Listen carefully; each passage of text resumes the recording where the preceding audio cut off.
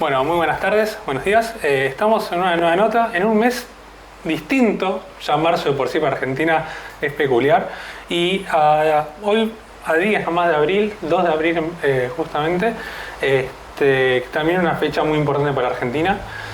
Y hoy, bueno, acá con Emilio, para hablar un poquito excombatiente de Malvinas. Y también muy relacionado con el deporte, particularmente con el patín carrera. Así que vamos a empezar primero un poquito con la parte deportiva. Campeón sudamericano y varios mundiales encima ya. Sí, empecé a patinar de muy chiquito. Mi padre me metió en el deporte porque él también de chico lo practicó, llegó a ser campeón mundial. Y justamente acá en Mar del Plata, en el 66, que se hizo el primer campeonato.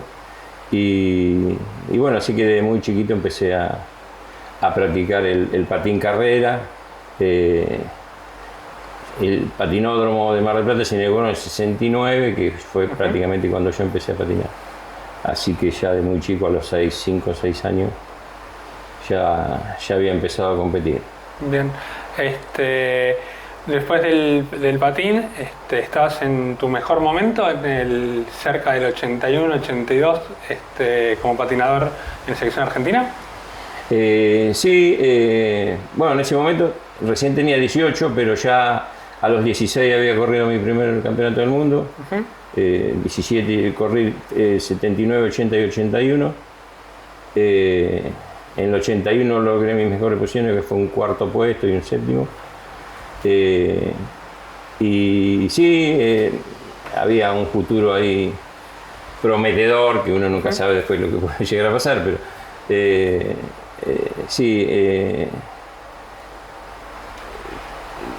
surgió, bueno, esto de Malvinas que un poco me cortó la carrera, pero venía año a año mejorando y con la esperanza de seguir corriendo, pero bueno, después sucedieron cosas. Bien, llega el 8 de marzo de 1982 y te llaman casi obligatoriamente a decir, bueno, vamos a hacer la colimba. Claro, en ese momento estaba el servicio militar obligatorio, así que hacía un sorteo. Ya para esa época era menor el porcentaje que entraba al ejército, pero todavía había una gran cantidad de jóvenes de 18 años, algunos más grandes porque habían pedido prórroga por estudios, que nos tocaba hacer la colimba, como se llamaba. Y bueno, me tocó tierra, y el 8 de marzo me presenté acá en el GADA 601.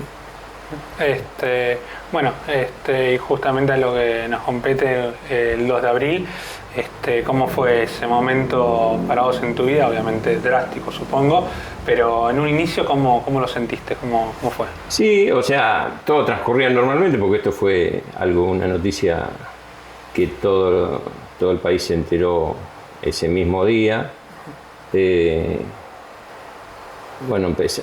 Entramos ahí, como decíamos, el 8 de marzo, muy, muy cerca de la fecha en que arrancó después la guerra.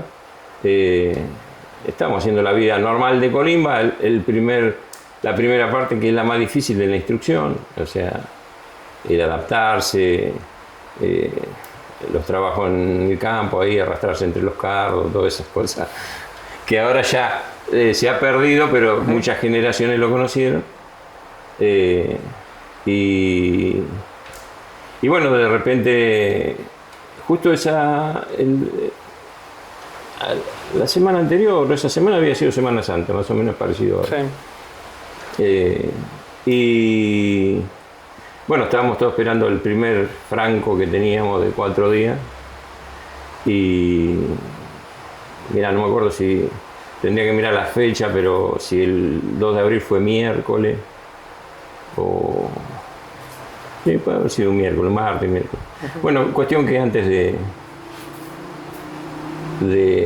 del franco ese que estábamos todos esperando para irnos unos días a casa, un día que salimos de acá, ese día particularmente acá en el GADA, salimos todos haciendo instrucción de combate con todos los bolsos, ¿viste? El bolso con todo el equipo al hombro, y teníamos que ir caminando hasta Santa Clara del Mar y volver. por el fusil, todo, que te hacía doler el hombro. Sí, No eso estaba es como acostumbrado. mínimo. Claro, lo ibas cambiando de un lado al otro. Sí. Y bueno, y nos sorprendió ese día que mientras íbamos caminando pasaban autos con bandera, argentina y española las dos. Y nos tocaban bocina, nos saludaban, ¿viste? Y nosotros ni idea de lo que pasaba afuera. Además, en una situación extraña. Y bueno, cuando volvimos al cuartel, nos se armó una formación ahí con todo el grupo, más de 700 soldados. Y nos anunciaron que habíamos recuperado las Malvinas. Así que ahí empezamos a rezar que no nos toque, porque en definitiva nadie quiere ir a la guerra. Pero bueno, algunos nos eligieron porque acá fuimos uno de los pocos lugares, no sé si hubo otro lugar donde fueron soldados clase 63. Yo soy 63. La mayoría de los regimientos, infantería y todo, reincorporaron a la clase anterior y fueron todos soldados viejos, como se decía, el que ya tenía el año de Colimba. Y acá quedaban unos de la última baja, soldados clase 62, y después agregaron algunos de la 63 y fuimos mezclados. Pero creo que en el país uno de los pocos lugares donde fuimos clase 63. ¿Y cómo fue el hecho de que digan que las Malvinas eran nuestras y después se iba pasando el tiempo y no era así? Y sí, o sea, teóricamente, bueno, en ese momento había una recuperación, se había recuperado el territorio militarmente. Bueno, ahí ya nos empezaron a dar equipamiento. Teníamos muy poca instrucción porque éramos soldados nuevos, habíamos ido una vez sola a tirar al tiro federal.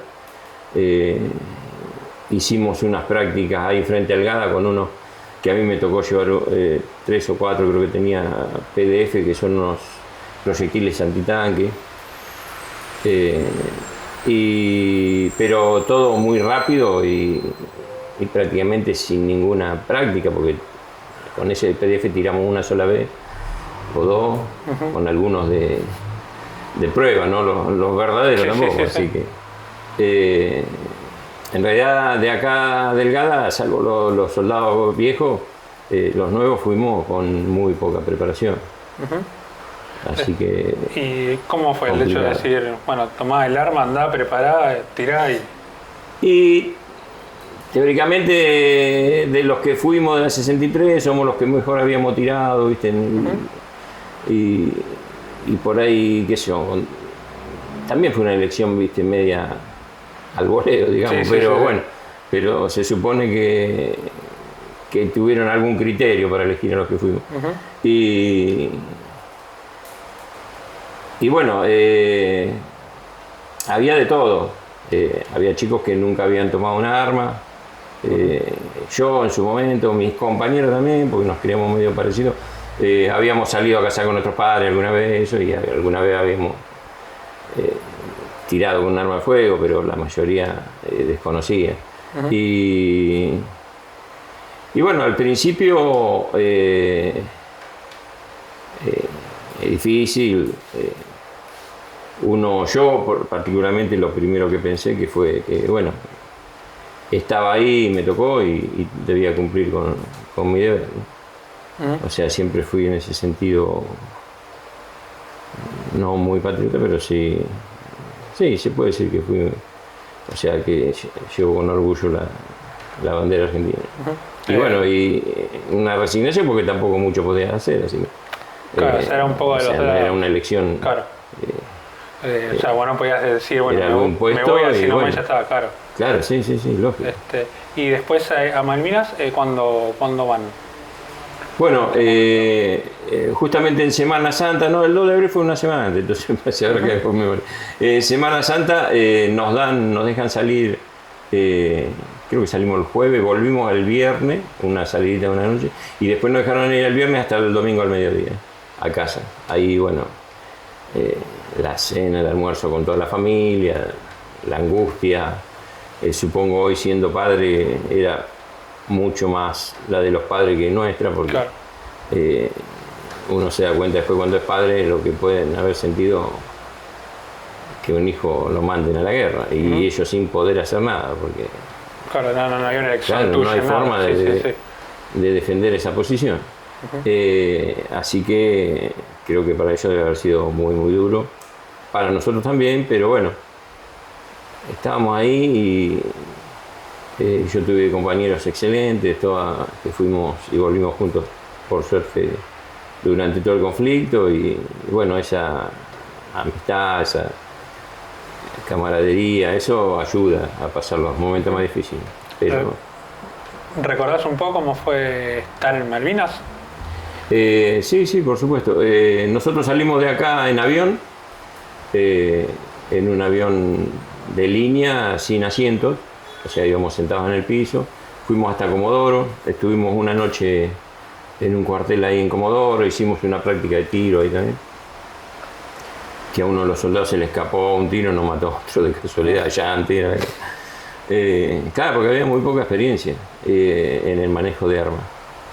Y bueno, después al otro día volvimos otra vez, algunos fueron en Hércules, yo fui otra vez en un 737 Aerolínea. Y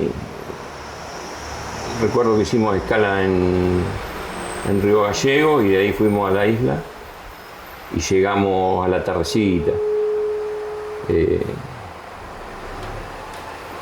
Bueno, bajamos con nuestro bolso, todas las armas. Nosotros particularmente estábamos en la parte de seguridad, o sea, hacíamos guardia. Entonces teníamos un fusil, yo tenía esos PDF que se llaman, que son proyectiles antitanque, y municiones, no más que eso. O sea, tampoco teníamos, ¿viste? Nada sofisticado, no había miras infrarrojas, no había. No, claro, sí. Sí, estábamos a la buena de Dios, pero bueno. Y bueno, justamente decís esto de los recursos, ¿cómo era pasar las noches, los días? De ahí una expectativa, no saber qué va a pasar. Particularmente debo decir que fui afortunado dentro de los lugares que estuve, sobre todo en el primero, después no, porque después ya estábamos en el aeropuerto al lado de la pista y recibíamos fuego naval y aéreo prácticamente todos los días.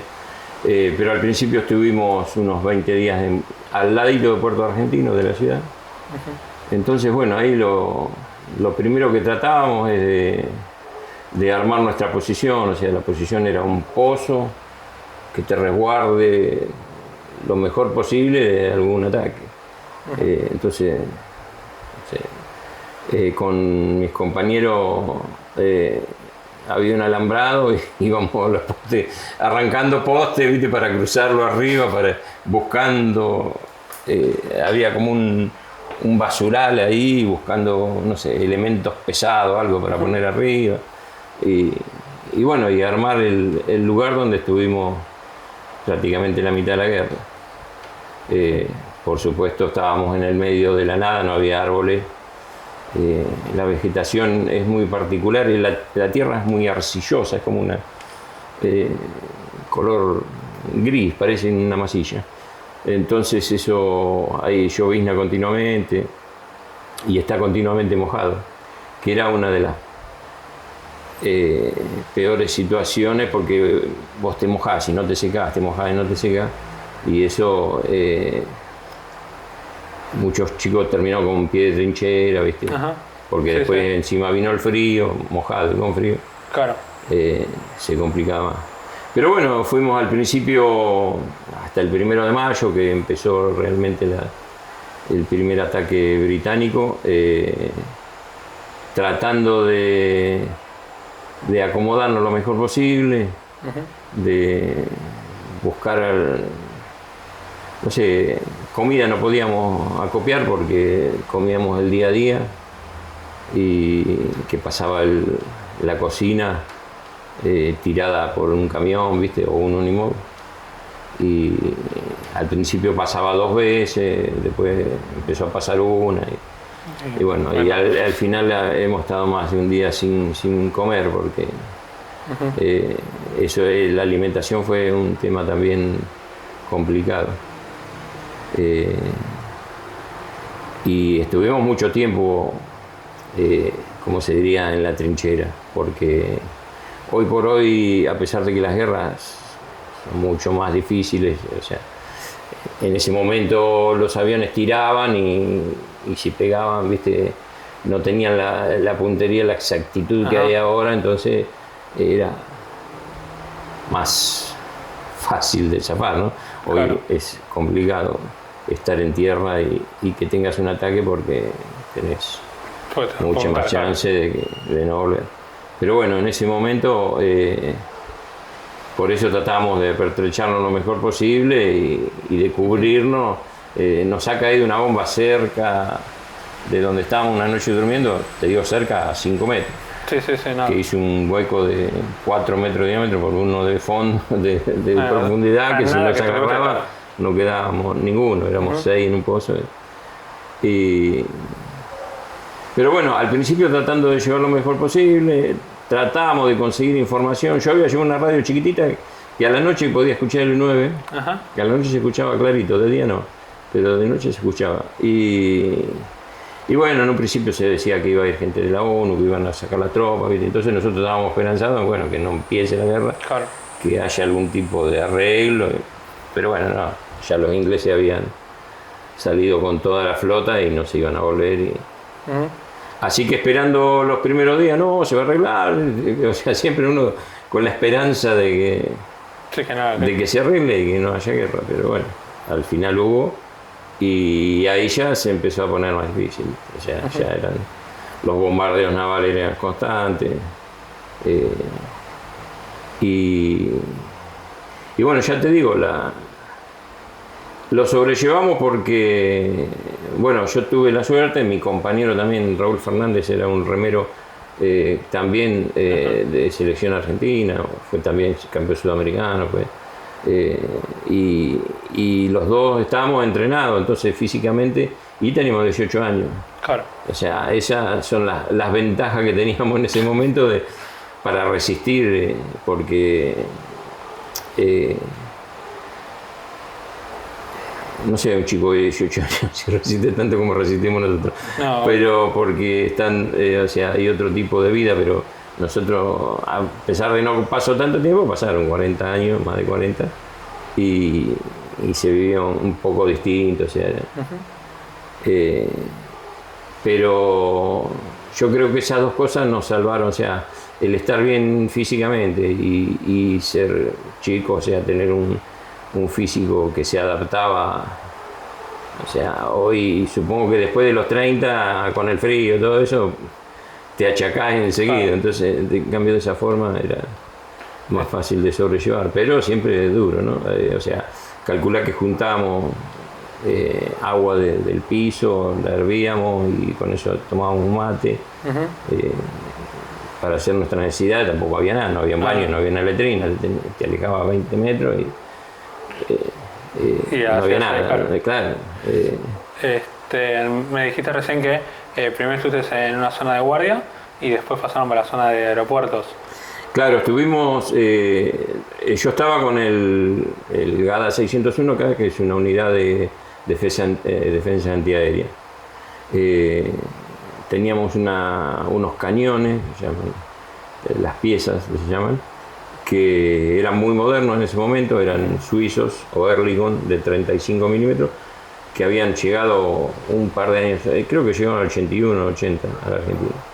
O sea, era lo más moderno que había en defensa aérea, cercana, porque esos eran hasta 6 kilómetros, 12 kilómetros. Después, para más rango, se usaban misiles, que fue el misil Roland también del GADA 602, fue el que bajó el primer avión cuando atacaron el aeropuerto el 1 de mayo. Y después había otros misiles, unos Tiger, que eran ya viejos, viste, más obsoletos, que tenían menos precisión. Pero los misiles Roland y los cañones que teníamos nosotros eran muy modernos. Pero fíjate qué distinto que era a hoy, que nosotros teníamos, por ejemplo, 2 cañones y en el medio había un director de tiro llamado, que era el radar. Eso manejaba los cañones tenían un grupo electrógeno y tenían motores eléctricos. Entonces, a través de la señal que le daba el radar, se orientaban de acuerdo a dónde venía el avión.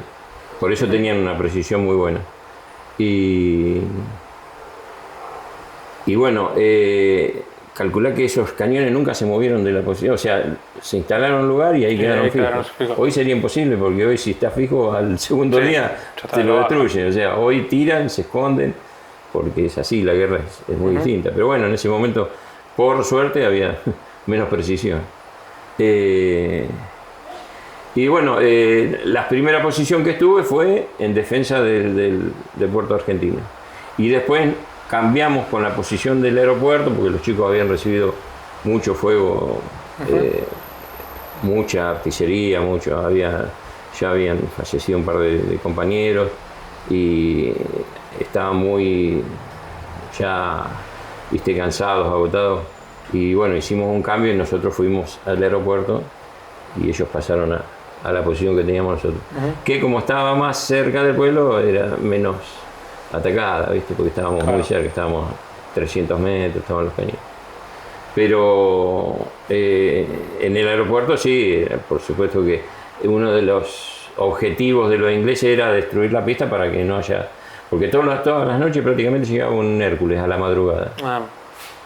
Que la verdad que esa gente cruzar desde el continente hasta ahí todas las noches era sí, muy arriesgado y bueno, pero nunca dejó de existir el puente aéreo, salvo creo que hasta el 13 o el 12 de junio llegó un avión, o sea, ya sobre la rendición todavía seguían llegando aviones. Así que el objetivo principal de ellos era destruir la pista para que... Bueno, ellos tenían más recursos. Claro, inoperante, porque la flota naval no llegaba, porque tenían ellos los submarinos, bueno, ya habían el Guindeado Belgrano, era muy superior a la nuestra, entonces cualquier buque que se hubiera arrimado lo hubieran hundido. Entonces, la única forma de llevar cosas... a la isla era mediante ese puente aéreo, que tampoco era mucho lo que se podía llevar, pero bueno. Claro. Y me decías que en la parte justamente del aeropuerto, justamente por un tema estratégico del otro lado, para que no haya recursos, sufrieron mucho más el fuego directo. ¿Cómo vivían todo eso? No, y eso era lo mismo que en la otra posición, pero había que rezar un poco más. Sí, porque, o sea... la fe también nos sostuvo mucho y cuando hicimos el cambio de posición, recuerdo que uno de los chicos dice, mirá, acá van a caer muchas bombas, pero bueno, tiene que venir con nombre y apellido, o sea, porque si vos con ese tipo de bombas que había en ese momento, o sea, que era bombardeo naval, eso, y los aviones también tiraban bombas más pesadas, pero tenían menos precisión. Pero bueno, eso cuando cae revienta y se expanden todas las esquirlas, y mientras uno esté en el piso o abajo del nivel del piso, salvo que te caiga prácticamente encima, bueno, podés zafar. Pero bueno, entonces el único recurso que había cuando había un bombardeo, que eran prácticamente todos los días, era quedarse quieto, porque tampoco teníamos cañones nosotros costeros que tengan el alcance para alcanzar los buques. Claro. Entonces ellos tiraban tranquilo. Sin ningún problema, como si nada. Claro, porque no tenían... no me acuerdo, ya en junio, ya una de las últimas noches, recuerdo que estábamos bajo bombardeo y escuchamos una explosión impresionante que nosotros pensábamos que eran unos tanques de combustible que había enfrente de Puerto Argentino, que estaban unos 11 kilómetros del aeropuerto. La distancia era más o menos del centro de Mar del Plata al Parque Camé, un poquito más capaz. Y no, después nos enteramos que había sido un Exocet que se había lanzado desde tierra, se había adaptado para lanzar desde tierra y había hundido una fragata, no me acuerdo en ese momento ahora cuál fue la fragata, pero fue una de las últimas que se hundieron, adaptando un Exocet que no era para tirarlo desde tierra, pero se logró hundir, o sea, calcula que después de la Segunda Guerra Mundial nunca Inglaterra había perdido tantos buques como en la Guerra de Malvinas. A pesar del poco material que teníamos nosotros. Porque Exocet había 5, no sé si llegaban a 10. Claro. Y bueno, pero con eso sí hizo mucho daño. Bueno, también la Fuerza Aérea. En la Guerra de Islas, ¿hubo un antes y un después del hundimiento del Manuel Belgrano? ¿O cómo...? No, el Belgrano fue el 2 de mayo. Pero nosotros teníamos muy poca información. Entonces, no... el tema era seguir adelante, o sea, y estar atento, sobre todo en las guardias, hacíamos guardias, no dormíamos casi nada, y bueno, y tratar de volver a casa. Y bueno, justamente el regreso a casa, primero el momento de cómo terminan ahí en Malvinas, cómo es el embarco, digamos, otra vez a casa. Teníamos noticia de que, bueno, que los ingleses desembarcaban. Yo no me acuerdo si lo escuché por la radio, creo que lo habíamos escuchado en la radio, que decían que si los ingleses desembarcaban en 7 días iban a llegar, viste, a Puerto Argentino. Y nosotros creíamos que no podían, bueno, pero al final se dio más o menos así. Así que los últimos días de la guerra fue muy intenso, las últimas 2 noches, bombardeo permanente de los 2 lados. Y ya nosotros estábamos un poco debilitados, porque ya había empezado a hacer mucho frío, ya había empezado a nevar. No teníamos equipamiento para nieve. Por eso te digo que la edad nos salvó un poquito de todo eso, porque teníamos una fortaleza física, ¿viste? Hacia la que el físico te responde. O sea, ya había muchos chicos con pie de trinchera, de estar tanto tiempo en una posición, porque inclusive, salvo la Primera Guerra, algunos la Segunda, bueno, hoy puede pasar un poco en Rusia, pero no se tiene al soldado tanto tiempo en una posición, o sea, se lo va cambiando, relevando. Ahí no teníamos relevo, entonces no nos quedaba. Yo estuve 74 días casi. Haz clic en el botón de suscribirse y luego activa la campana para recibir notificaciones. Emilio, me contabas un poco, ya habían llegado a tierra. Claro. Y lo primero era, tratar de ir a comer algo, tratar de claro, algo dulce. De rellenarte con algo, por lo menos. Un alfajor. Sí, bueno, después de ahí a nosotros particularmente nos llevaron a Campo de Mayo. Ahí nos bañaron, nos dieron ropa nueva. Nos acomodaron un poquito para entregarnos de vuelta a la sociedad. Y fuimos 2 días, creo, y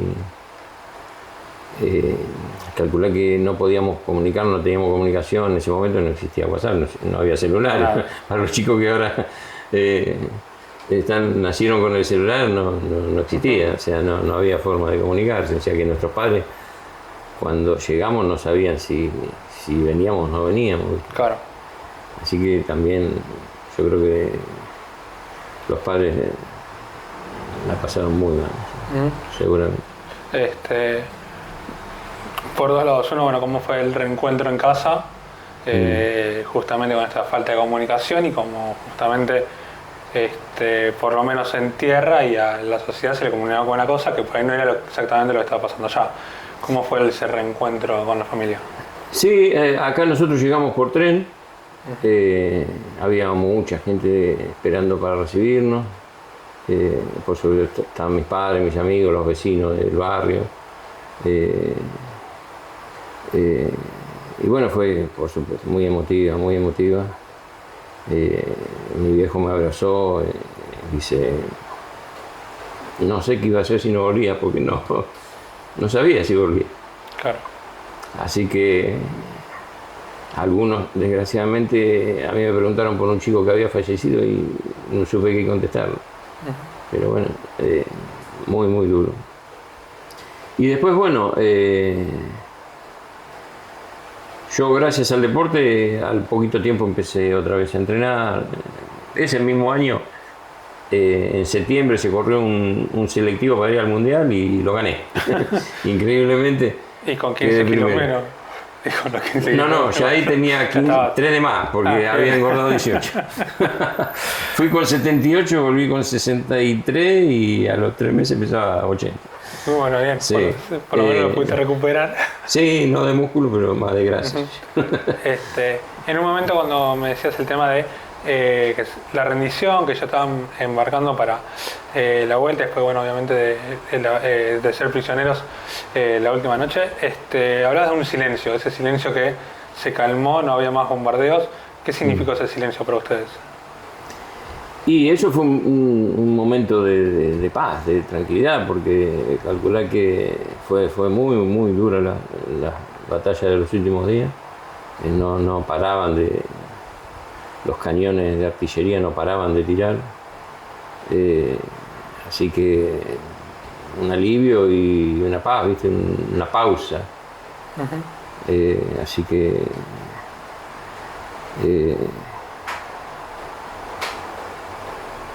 sí, sobre todo un respiro, ¿viste?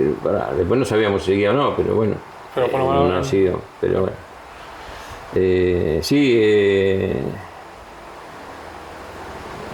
es muy difícil estar en una guerra, es muy difícil. Uno, ya te digo, yo gracias a Dios tuve unos compañeros excelentes que somos hermanos de la vida prácticamente, y eso creo que en todos los grupos pasó lo mismo, ¿viste? Ayudó a sobrellevar cosas que uno por ejemplo, al principio con Hugo Luna, el Colorado, mi compañero que dormíamos juntos, los primeros bombardeos,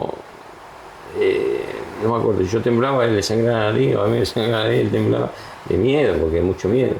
Y después te vas acostumbrando y al final ya después decís, bueno, si me toca, y si no, y es como, después, bueno, hablándolo en terapia, eso, es como que la mente automáticamente te desenchufa para que no ya te genere una angustia que no te deje vivir. Claro. Pero bueno, son armas naturales que tiene la psiquis para desconectarse, ¿no? Me decías el tema del regreso con tu viejo en particular, un momento muy especial. Julio Aro, hace un tiempo también le hizo una entrevista, y algo que me decía él, que también me lo dijeron varios, fue las primeras noches acá. El hecho de dormirse, ¿cómo fue en tu caso? Por lo menos los primeros días, pues obviamente... Sí, yo no recuerdo particularmente, igual siempre tuve la suerte de dormir bien. Bien. Sí, de acostarme y dormir. Sí, por ahí, sí, algún sueño. En ese momento todavía compartíamos la habitación con mi hermano y algunas veces he soñado algo. Viste que hay sueños que algunos recuerda, a veces lo recuerda y a veces no. Claro. Pero bueno.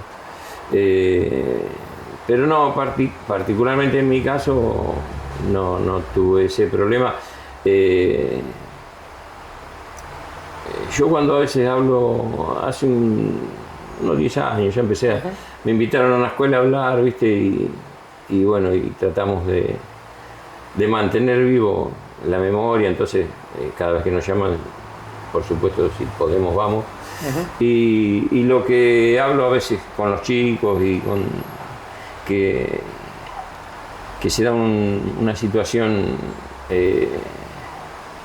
también muy particular en el tema de que generalmente en las escuelas, yo trabajé también en la escuela de auxiliar de portero, sí. Los chicos es muy difícil que mantengan la atención, pero cada vez que vamos a dar una charla es un silencio absoluto,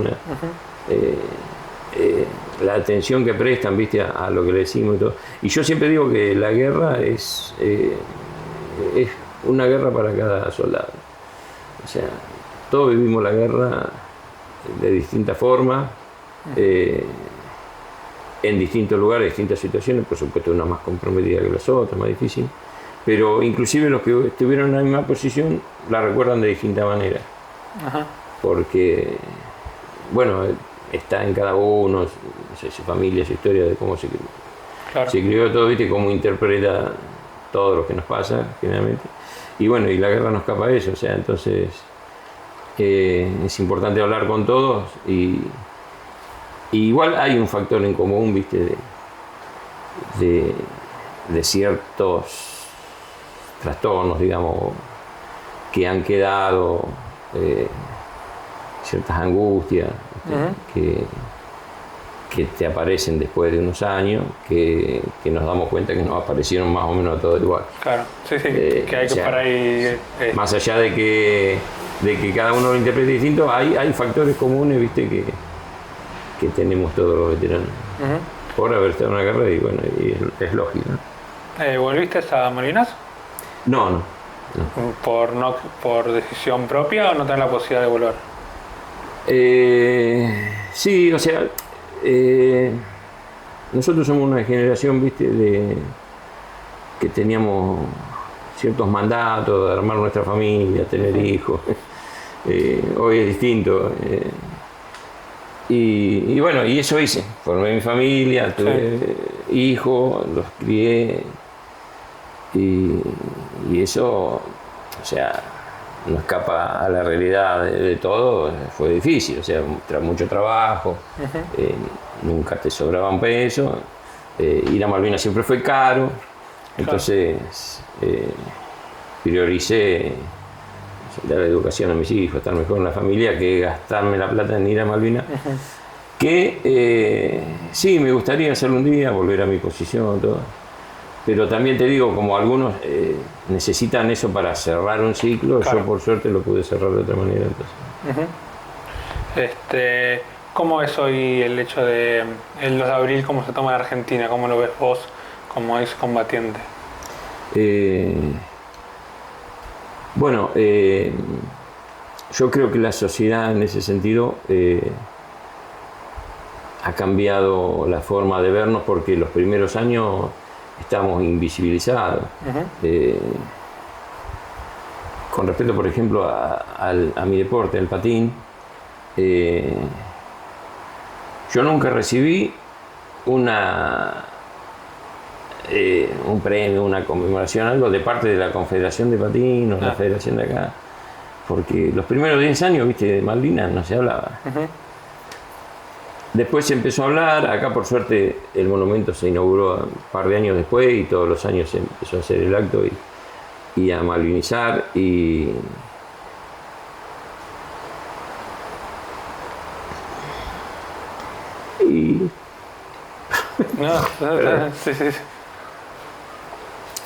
No, hoy por hoy estamos muy orgullosos del reconocimiento de la gente, ¿viste?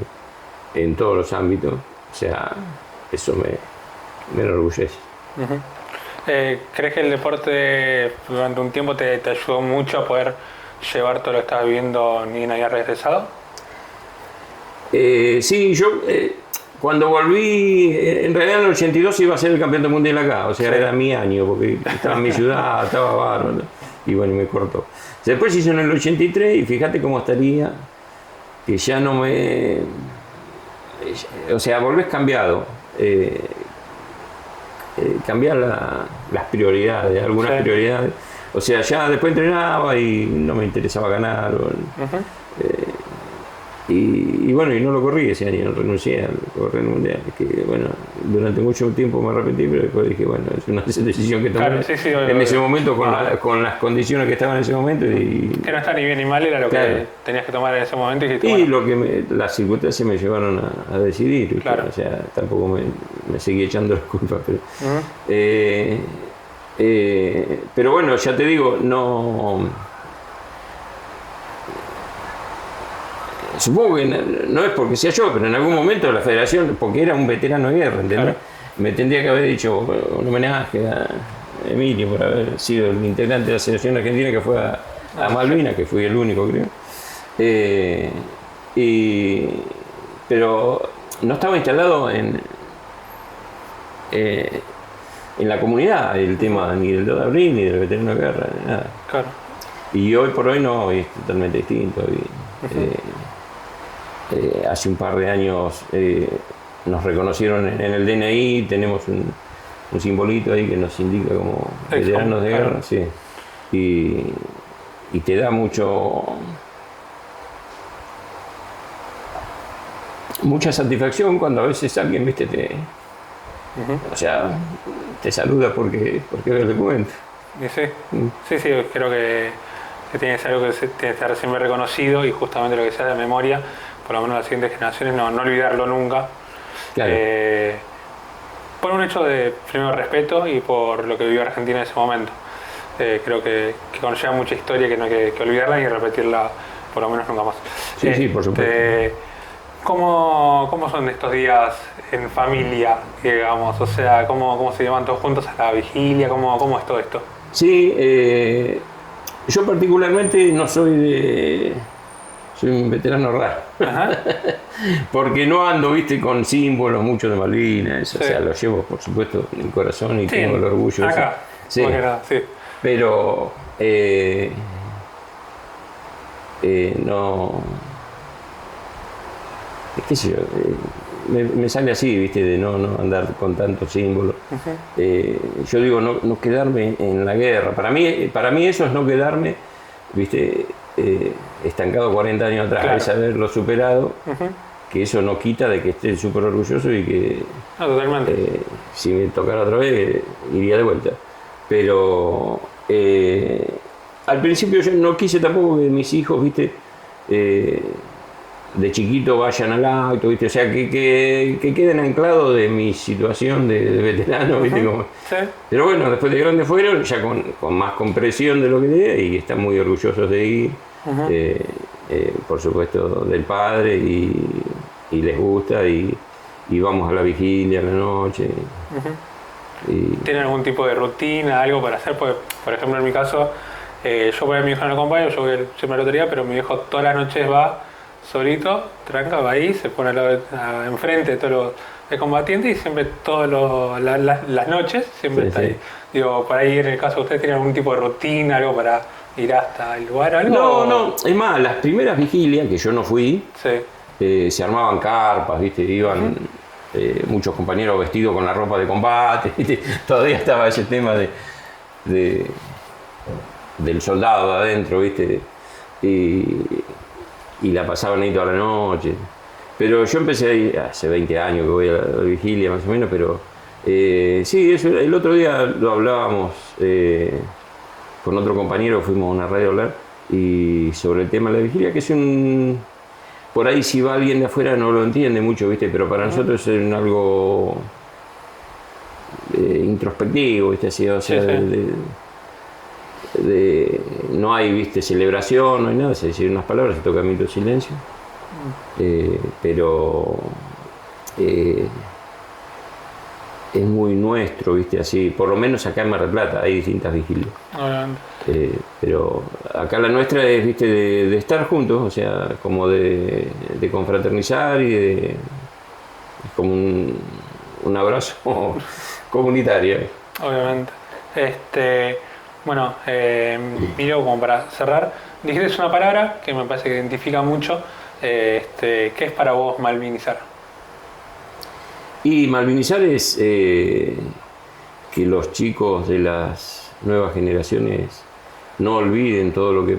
O sea, que no quede en el olvido el sacrificio de muchos argentinos, muchos que murieron después de la guerra, porque hubo casi la misma cantidad afectados, viste, por los trastornos de la guerra, todo el sufrimiento de las familias, o sea, que no quede todo eso en el olvido y que, bueno, sigamos adelante en la parte política para recuperarla, ¿no? Por supuesto. Ya no, o sea, no bélicamente, o sea, los conflictos bélicos los pagan desgraciadamente los soldados, como lo mismo que, o sea, los soldados, la familia de los soldados y lo deciden, viste, los gobiernos, pero ojalá no haya más guerras en el mundo y no hubiera más gente inocente, pero sobre todo hoy con el tema mediático, que hay mucho consumo, viste, de un montón de cosas, que no quede en el olvido, o sea, que las próximas generaciones sepan que vivimos chicos, muy chicos, recién salido del secundario, que nos tocó ir a la guerra, que muchos no volvieron y que a muchos le costó reinsertarse y algunos hasta todavía Intentando. tienen problemas, sí. Pero bueno, y que no haya más guerra, que no exista más guerra y que podamos recuperar las islas, ¿no? Que vuelvan a ser territorio argentino. Bueno, Emilio, nada, muchísimas gracias por este tiempo, Bueno, gracias por hablar y bueno, soltar también un poco que a veces pienso que de costar. Sí, siempre, ¿viste? Siempre hay cositas que te tocan, bueno, pero yo agradezco todavía tener esos sentimientos, o sea, porque se te hace más humano. Y sí, obvio, ya no queda solamente en una historia y nada más, sino en lo que Claro, todavía sí, sigue sí. con una frescura y más que nada en usted, que fueron los protagonistas. Claro. Así que bueno, nada, esto es todo por esta charla.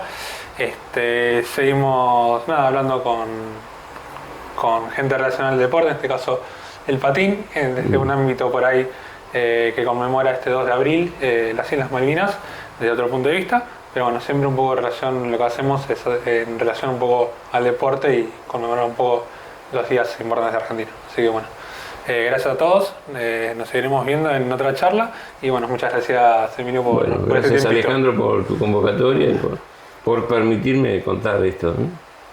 Y seguir malvizando. Me parece muy bien. Gracias. No, gracias.